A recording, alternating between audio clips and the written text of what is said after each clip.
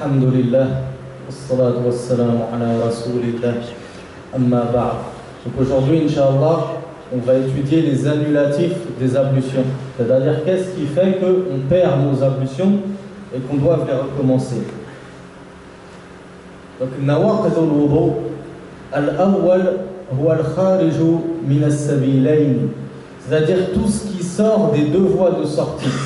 La voie de sortie avant, c'est-à-dire notre organe reproductif, et la voie de sortie arrière par laquelle on évacue nos excréments. Donc le cheikh nous dit al-khariju min as-sabilayn min bawlin aw madyin aw wadyin aw adiratin aw fusa'in aw durat ويسمى هذا بالحدث وهو الذي يعنيه قول رسول الله صلى الله عليه وعلى آله وسلم لا يقبل الله صلاة أحد منكم إذا حدث حتى يتوضأ. Donc le cheikh nous dit que tout ce qui sort des deux voies de sortie naturelles, que ce soit l'urine, que ce soit les excréments, que ce soit le sperme, que ce soit le liquide préspermatique, que ce soit même du wadi. Vous savez ce que c'est que le wadi? Le wadi, je ne vais pas vous faire un quiz parce que personne ne saurait là. Le wadi, c'est un liquide qui n'est pas comme le sperme. Il est un peu blanc comme le sperme, mais il est beaucoup plus fin et il sort suite à la miction. La miction, c'est lorsqu'on urine. Donc parfois, parce qu'il fait trop froid, ou parfois juste après un rapport avec son épouse, on peut aller aux toilettes pour uriner, et suite à cette urine, eh bien il y a un liquide qui ressemble à du sperme. Eh bien ça ne s'appelle pas du sperme, ça s'appelle al-wad. Eh bien ce liquide-là, s'il sort, il oblige à recommencer ses ablutions et il annule les ablutions. De même que le vent, les flatulences, les paix, tout ceci, ça annule aussi les ablutions. Et le cheikh nous dit que toutes ces choses-là, c'est ce qu'on appelle al-hadath. Et ça, on l'avait déjà étudié dans les tout premiers cours, ce que c'était que al-hadath. C'est-à-dire c'est un état d'impureté spirituelle, pas forcément un état d'impureté physique. Et c'est ce qui est voulu par la parole du prophète sallallahu alayhi wa sallam. Allah tabaraka wa ta'ala n'accepte la prière d'aucun d'entre vous, idha hadatha, donc c'est-à-dire lorsqu'il est dans cet état de hadath, suite par exemple à une miction, suite à être allé aux toilettes, suite à une flatulence, toutes ces choses-là, hatta yatawadda, jusqu'à ce qu'il fasse ses ablutions. Et c'est seulement après avoir fait ses ablutions, suite à ces actes-là annulatifs des ablutions, qu'Allah pourra accepter éventuellement sa prière. Le deuxième annulatif des ablutions, النوم الثقيل إذا كان صاحبه مضطجعا لقوله صلى الله عليه وعلى آله وسلم العين وكاء السهم فمن نام فليتوضأ. Le deuxième annulatif des ablutions, c'est le sommeil qui est lourd. Et là le cheikh nous a donné l'avis qu'il a retenu, car il y a plusieurs avis sur la question, il y a plusieurs divergences sur le sommeil qui annule tes ablutions et le sommeil qui n'annule pas tes ablutions. Le cheikh, il voit que le sommeil qui annule les ablutions, c'est seulement le sommeil qui est lourd et seulement si tu es allongé. C'est-à-dire que pour le cheikh, si tu as un sommeil très lourd, mais que tu es par exemple en position debout ou que tu es en position assise, ça n'annule pas tes ablutions. Et il y a des savants qui vont dire si, à partir du moment où le sommeil il est très lourd, que tu es vraiment parti, ton esprit s'est déconnecté, tu dois refaire tes ablutions. Il y a des savants qui sont allés à mi-chemin. Ils ont dit le sommeil lourd n'annule pas les ablutions tant que tu n'étais pas allongé. Car si tu as un lourd sommeil mais que tu es debout, en station debout, ou bien que tu es assis, notamment assis adossé à un mur, ils disent que ce n'est pas un état de sommeil profond.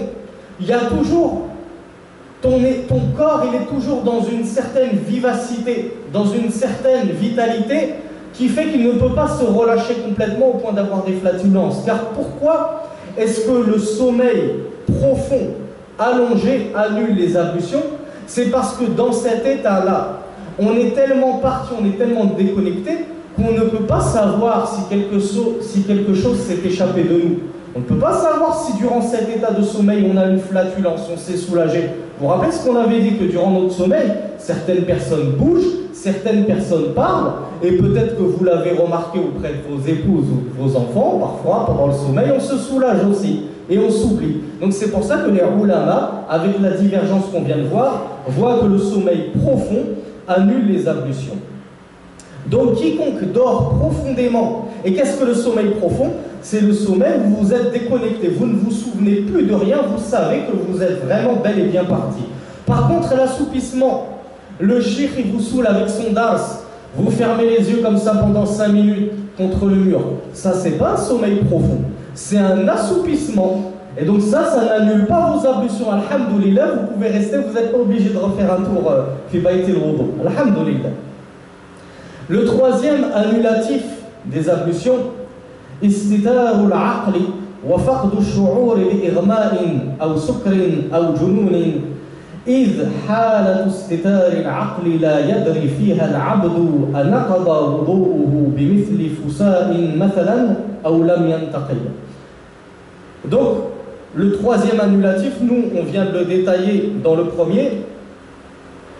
Le troisième annulatif, le cheikh nous dit que c'est zawalul aql, c'est lorsque l'esprit s'en va, mais pas forcément pour cause de sommeil. Ça peut être par exemple parce que vous avez trop picolé. Et bien sûr, vous le savez tous, picoler c'est interdit. Mais malheureusement, ce n'est pas parce que c'est interdit que certains musulmans, ou tous les musulmans s'en privent. Certains musulmans consomment de l'alcool et donc leur esprit s'en va. Eh bien, lorsque votre esprit s'en va à cause, par exemple, de la boisson alcoolisée, à cause d'un anesthésiant à l'hôpital, parce que vous êtes tombé dans le coma, quoi que ce soit qui ait fait que votre esprit s'en est allé, eh bien là, on doit recommencer ces ablutions car ça annule et casse les ablutions. Pourquoi? Exactement pour la raison qu'on a citée précédemment. Dès que ton esprit est parti, tu ne sais pas ce qu'il est advenu de ton corps. Tu ne sais pas si tu as fait sortir quelque chose de toi sans t'en rendre compte. Le quatrième annulatif, مسّ الذكر بباطن الكف والأصابع لقول رسول الله صلى الله عليه وعلى آله وسلم من مس ذكره فلا يصلي حتى يتوضأ. Le quatrième annulatif, c'est le fait de toucher son sexe. Là, on va citer mot à mot la parole du shir. Le quatrième annulatif, c'est le fait de toucher son organe reproducteur avec batinul kaf, c'est-à-dire la paume de la main ou les doigts.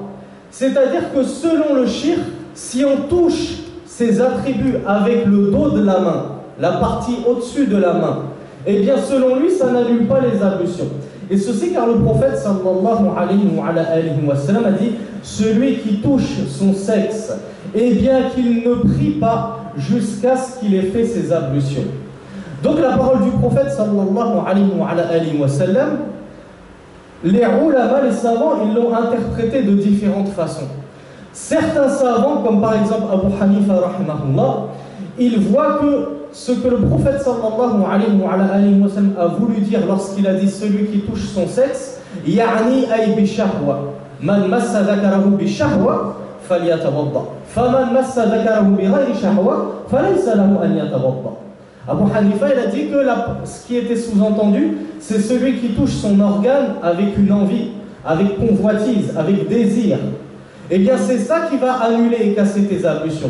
Par contre, si tu l'as touché sans désir, parce que tu n'as pas fait exprès, ou même en faisant exprès, mais sans désir, sans passion, sans chercher à te faire du bien, eh bien, selon Abu Hanifa, ça ne casse pas tes ablutions. Pourquoi? Parce qu'il a aussi été rapporté un autre hadith qui dit tout le contraire, où un sahabi avait fait son ghusl et il avait dit au prophète: Ya Rasulallah, moi pendant que je fais mon ghusl, pendant que je fais ma douche, eh bien je touche mon sexe.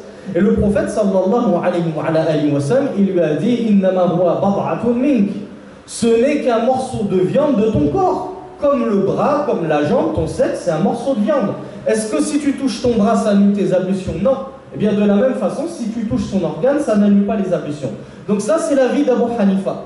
Il y a d'autres savants, comme c'est l'avis du shir, qui disent: si tu le touches avec shahwa, avec passion, avec désir, et avec la paume de la main ou les doigts, ça annule tes ablutions. Il y en a d'autres qui disent si tu le touches avec désir, même si c'est avec le dessus de la main, ça casse tes ablutions. Et il y a enfin une dernière partie des savants qui disent que si tu touches ton sexe, même sans désir, ça annule tes ablutions. Ils ont pris le hadith qu'on vient de citer, quiconque touche son organe alors qu'il ne prie pas avant d'avoir refait ses ablutions, ils l'ont pris à la zahirihi, littéralement, sans condition aucune. Quiconque touche son sexe, qu'il recommence ses ablutions. Donc vous le voyez, on trouve beaucoup d'avis divergents sur la question.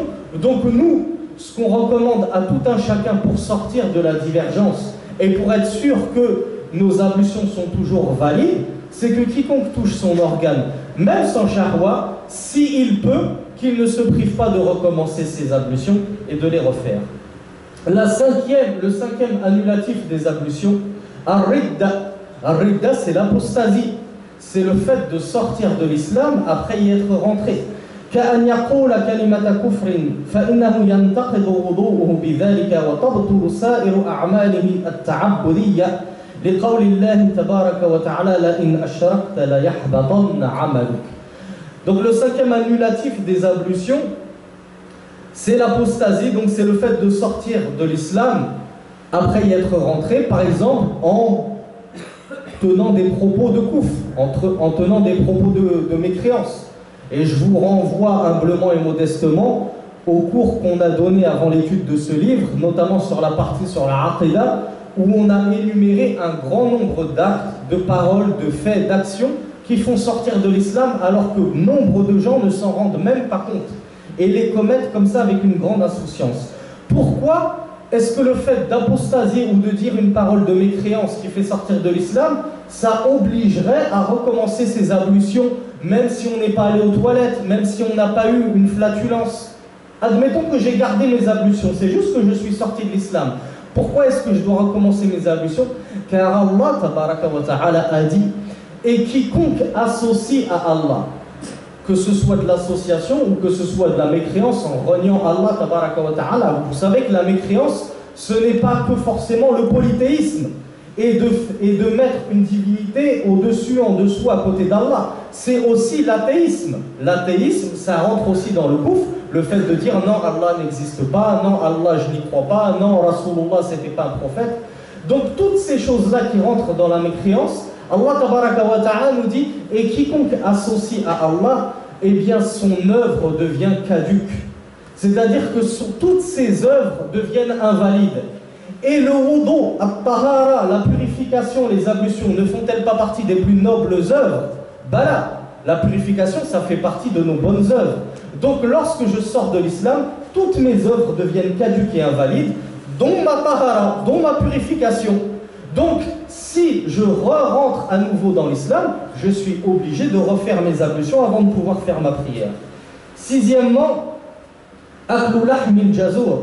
لقول أحد الصحابة لرسول الله أنتوضأ من لحم الغنم فقال النبي صلى الله عليه وعلى آله وسلم إن شئت فقالوا أنتوضأ من لحم الإبل فقال النبي صلى الله عليه وعلى آله وسلم نعم إلا أن الجمهور من الصحابة لا يرون الوضوء من لحم الجزور بحجة أن هذا الحديث منسوخ وكون الجماهير ومن بينهم الخلفاء الأربعة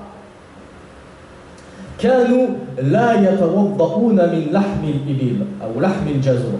Donc le sixième annulatif des ablutions, selon certains savants, c'est le fait de manger et de consommer de la viande de chameau. Et ceci car les compagnons avaient demandé au prophète sallallahu alayhi wa sallam, au messager d'Allah, est-ce qu'on doit refaire nos ablutions après avoir consommé de la viande de mouton ou des ovidés, une chèvre, un mouton, un agneau? Le prophète a dit in shit, c'est-à-dire si tu veux les refaire, grand bien t'en fasse. Si tu ne veux pas les refaire, sache que tes ablutions elles sont toujours valides. Tu n'es pas obligé de refaire tes ablutions après avoir consommé de la viande. Et ils ont demandé, est-ce qu'on doit refaire nos ablutions si on consomme et on mange de la viande de chameau? Et là le prophète a dit na'am, oui. Là, si vous avez mangé de la viande de chameau, vous devez refaire vos ablutions. Ça, par exemple, c'est le madhab de l'imam Ahmed, rahimahullah. L'imam Ahmed, rahimahullah, il voit que celui qui a consommé de la viande de chameau, il doit obligatoirement refaire ses ablutions. Cependant, Jumhur al-Ulama, la majorité des savants, voient que ce n'est pas obligatoire de refaire ses ablutions suite à la consommation de viande de chameau. Pourquoi? Car la majorité des Sahaba n'avaient pas refait leurs ablutions suite à la consommation de viande de chameau. Et parmi les Sahaba, ça a été rapporté des 4 califes bien guidés, Abu Bakr, Omar, Othman, Ali. Il a été rapporté qu'ils ne refaisaient pas leurs ablutions suite à la consommation de viande de chameau. Donc ils ont compris le hadith ala wajh al-istihbab, la ala wajh al-wujub. Ils ont compris le hadith comme étant quelque chose de recommandé à faire, mais pas de nécessaire et d'obligatoire. Donc, de la même façon qu'on a vu pour celui qui touche son organe, que ce soit volontairement ou involontairement, avec passion ou non, nous, ce qu'on vous recommande, pour sortir du khilaf et de la divergence, celui qui consomme de la viande de chameau, on lui recommande de refaire ses ablutions, mais on ne lui impose pas.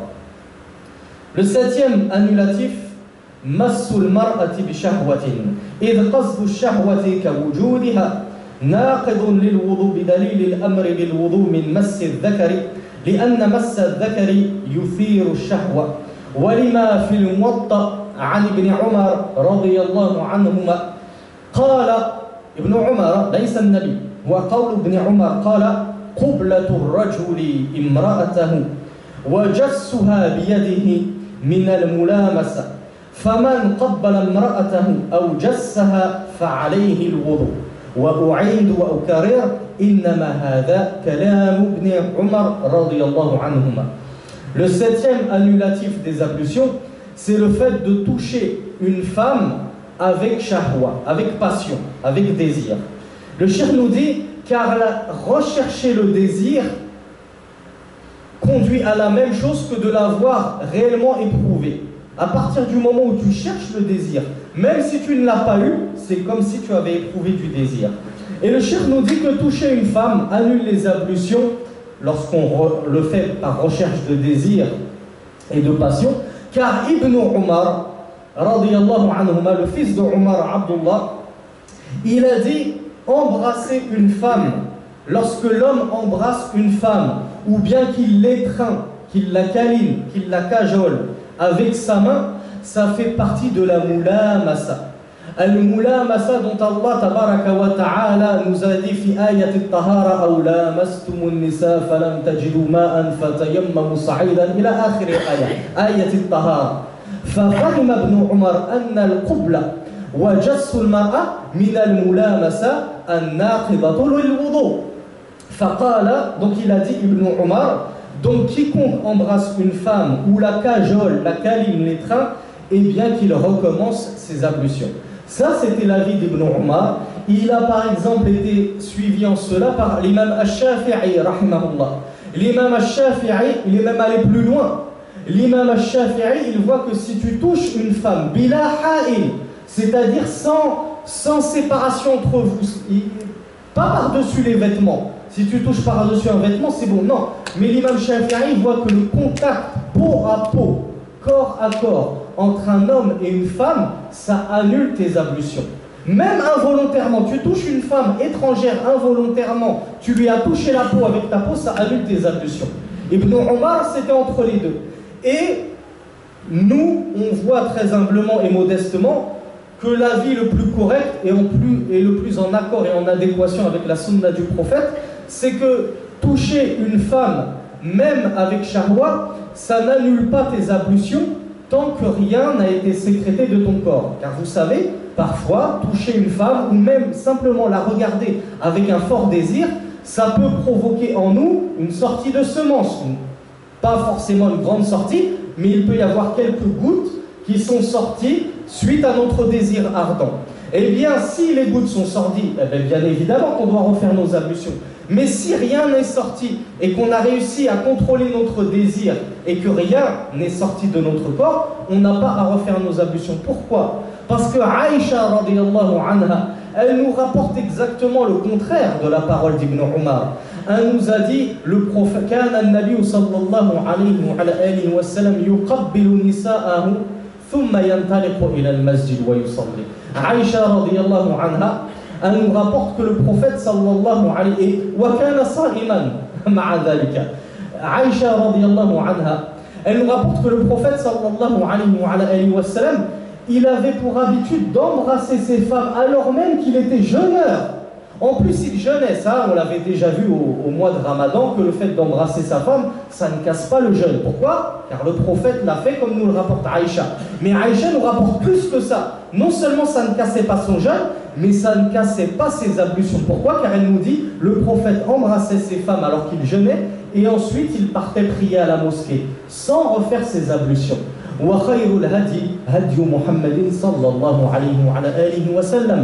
meilleure des guidées, c'est celle du prophète sallallahu alayhi wa sallam. C'est pour ça qu'on pense que c'est la vie le plus juste, qu'embrasser sa femme, la câliner, la cajoler, ça n'annule pas les ablutions, même si c'est fait avec du désir, tant que rien n'est sorti.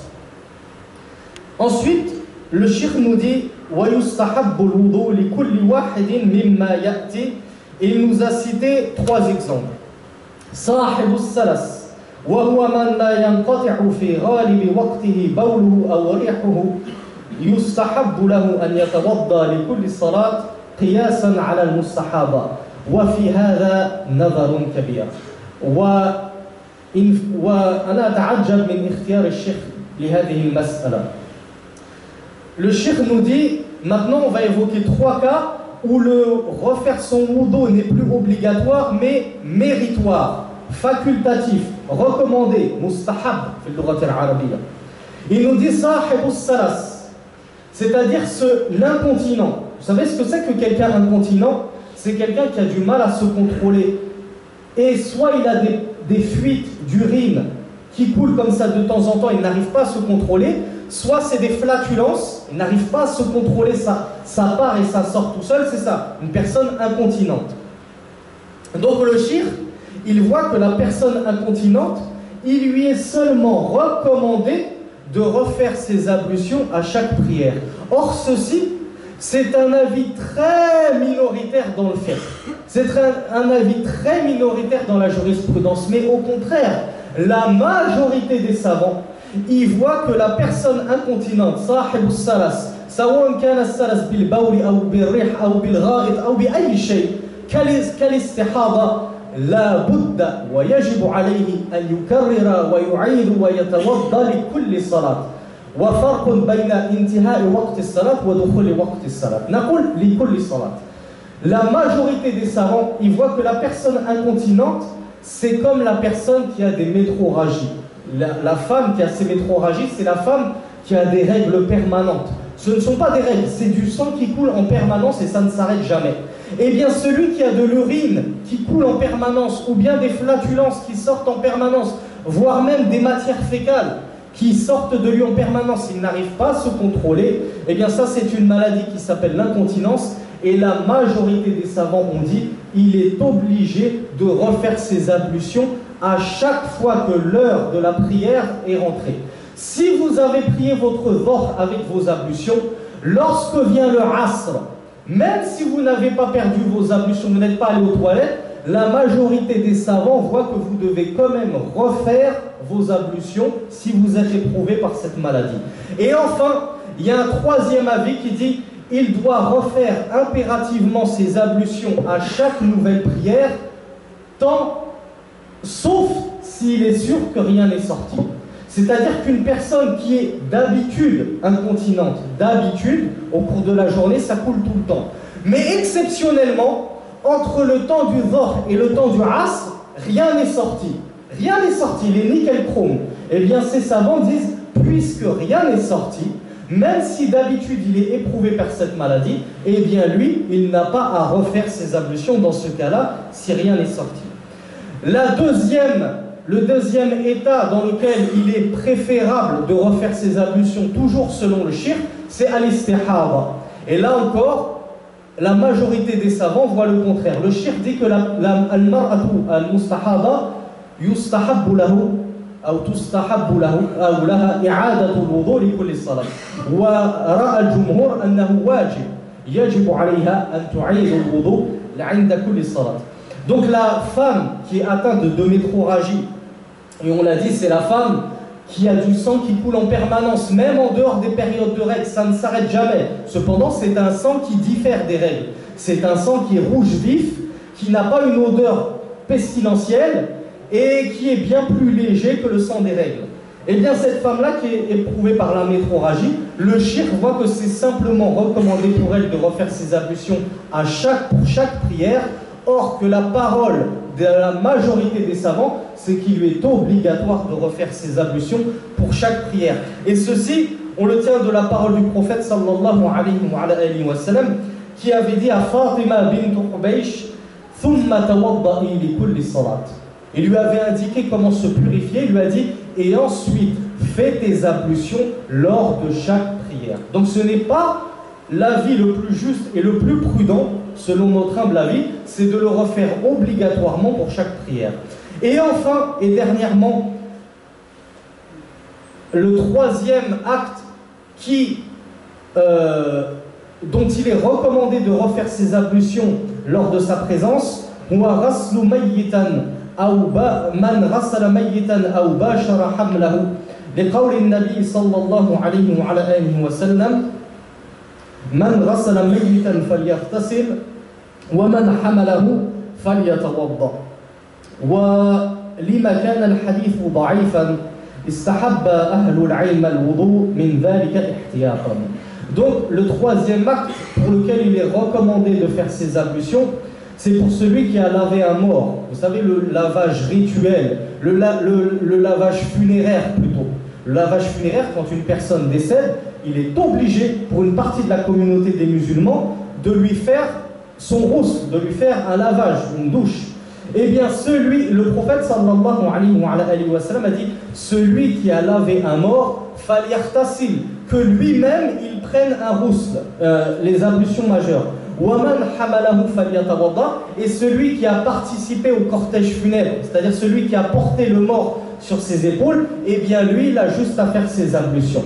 Donc les ulama, ils ont vu que la majorité des ulama voient que celui qui a lavé un mort, il est recommandé pour lui de prendre un rousse, une douche, les grandes ablutions, et il est obligatoire pour lui de refaire ses ablutions.